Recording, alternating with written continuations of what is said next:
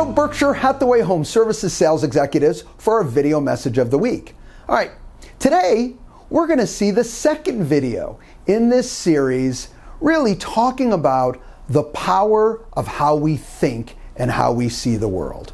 All right, enjoy and internalize this message because it's a good one.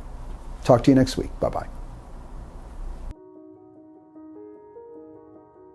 The average person opens up Instagram 150 times a day, but that's by design. Like you said, companies, from product design, they're putting fortunes in to understand why we do what we do.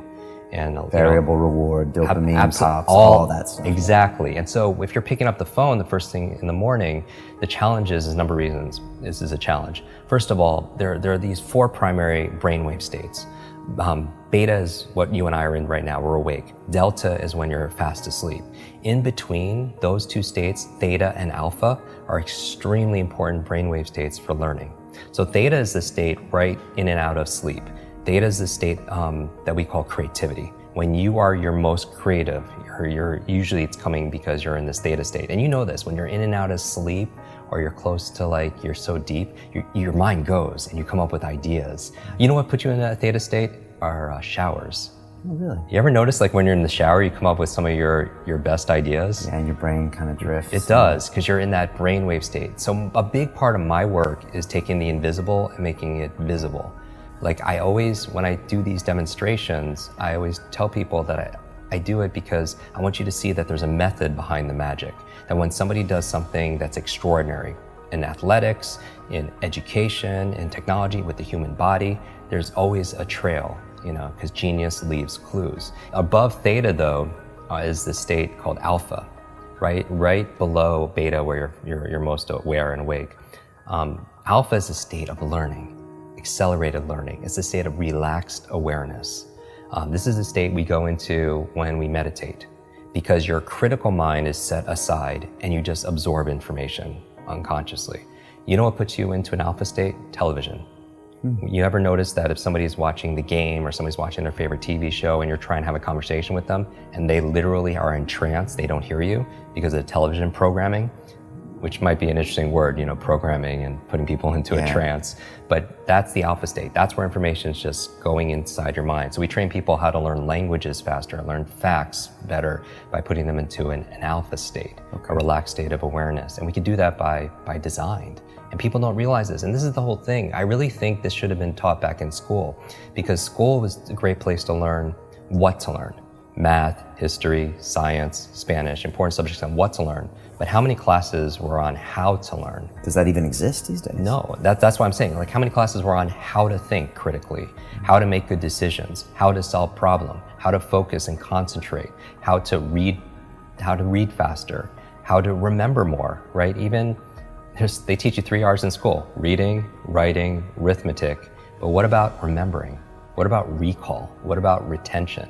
Right? Socrates says there is no learning without remembering, and that's really the basis of it all. But I would say that knowing you're in this alpha theta state first thing in the morning, you're very suggestible, right? And if the first thing you're picking up is your phone, then that really is rewiring our brain for two things: the dangers. That's going to really decrease your level of productivity and performance. Number one, it's training you to be distracted. And we talked about that. Every like, share, comment, everything is just making you just pay attention to everything else, and rewiring your brain. So when you're having a conversation with somebody, you can't even focus because you've trained your brain to do otherwise. And that's why mindfulness is so important, whether it's meditation or something else, because it's not that I don't meditate every single day just to be at peace and be in the Zen state. I do it because it's a mental exercise. It improves my cognitive capabilities, meaning that when my mind goes somewhere else, that's the opportunity. Because when I pull it back with my breath or visualization, I built that muscle.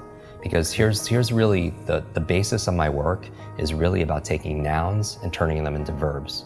So what do I mean by that? It's like so many people, they wake up and say, oh, I hope I have energy today, or I have motivation today, things that they have, right? I have creativity so I can write today or make videos, or I have memory, or I have focus or concentration. Those aren't things you have, those are things you do. And so you don't have love, you do loving things. You don't have energy, you do things that give you energy. Just like that applies, same thing with learning. You don't have focus, there's a process for doing focus. You don't have a memory, there's steps to improve your memory or to remember things better. Creativity is not something you have, there's actually a process for creativity. So you should never suffer from writer's block or anything else like that, because that's where if you don't understand how you work, when I was talking about self-awareness and understanding ourselves, I think if somebody wants to improve their esteem, the self-esteem overnight, just study your brain. Like you'll get a boost of confidence and pride like instantly, because it is the most incredible, I don't even know what to call it, a device, a supercomputer, what, in the whole universe. It's not just about going out to Mars and all these other places. I want to go in here, because this controls what? Everything, our careers, our income, our health, our relationships, whether or not you get, complete.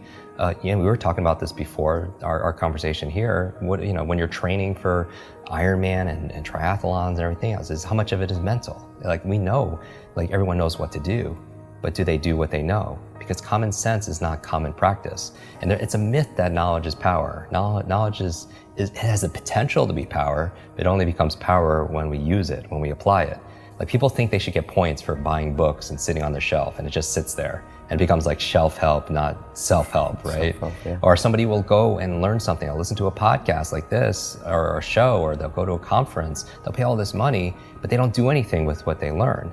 And part of it also is because they forget it. Everyone knows there's a learning curve, but there's also a forgetting curve. Did you know, like the forgetting curve says that if you learn something once, within 48 hours, 80% of it is gone. 80%. So you listen to a show, you watch something, on YouTube, you go to a conference, you read a book, within 2 days, the majority of it is gone, because nobody trains us how to have, that's why memory is so important. Okay. And so the first thing, don't touch your phone, because it's training you to be distracted. The second thing is it's training you, rewiring your brain to be reactive, meaning that you're in this relaxed state of awareness when you first wake up. You pick up your phone, you get one text with bad news, or one voicemail, or one email, and this has all happened to us. You're in a bad mood for the rest of your day because you're so impressionable. You're in that hypnotic state, and it affects you. And you can never have a quality life, with that, and be the best version of ourselves, be an elite mental performer or high performer when you're responding and reacting to everybody else. My friend Brendan Burchard says, an inbox is nothing but a convenient organizational system for other people's agenda for your life. And how can you have vision for your life? Like for me, the night before, like I did a whole episode on my morning routine, like 10 things I do every morning to jumpstart my brain.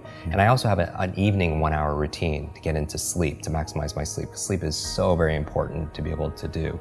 But one of the processes I do, besides blackout curtains and cold and temperatures and breath and stuff, meditation, is I don't touch a screen, right? Because it creates blue light. And most people should know this. The screen on your laptop, your phone, everything else emits this blue light, which inhibits the melatonin production, which helps you to relax and go to sleep. So no screens. But the other thing I do is I write down the 3 things I want to accomplish the next day personally, and the other 3 are professionally. So now when I wake up, I have a vision for my life. Like this is a win today if I just get these 3 things done personally and 3 things professionally. And then when it comes to my phone, I don't touch my phone until I get at least 1 thing done. And that's my test. If I could just do that. And it's not always perfect, but it's about progress, right? Because practice makes progress, right? And there's never going to be a perfect. And I think people need to find what works for them. But I would say again, to step out is don't trust yourself as the expert instead of somebody else, and test it. Maybe for 1 week, keep your phone outside your bedroom for just 1 week and don't touch it for the first hour a day, and spend the first hour a day being a thermostat, not a thermometer. Because a thermometer, what's a function? It reacts to the environment. And that's a kind of crappy way to live. Not that we do react to the environment. We react to the weather, right? We react to how clients treat us, but to the degree we're happy is that we have the locus, the location of control inside. Right? All the studies show that the happiest people are the ones that feel like they have the control over their happiness and not put it to somebody else, a person or a place or something going on in the economy or politics or anything, right? So a thermometer reacts to the environment, but a thermostat's different. What does that function? It sets the environment. It sets a goal, it sets a temperature, and then the environment raises to it. And so I feel like anyone who's attracted to your work or to mine, they're thermostats because they have a growth mindset. Because if they thought things were fixed, they wouldn't watch something like this, because what's the point? It's just all predestined and it's set and we can't grow.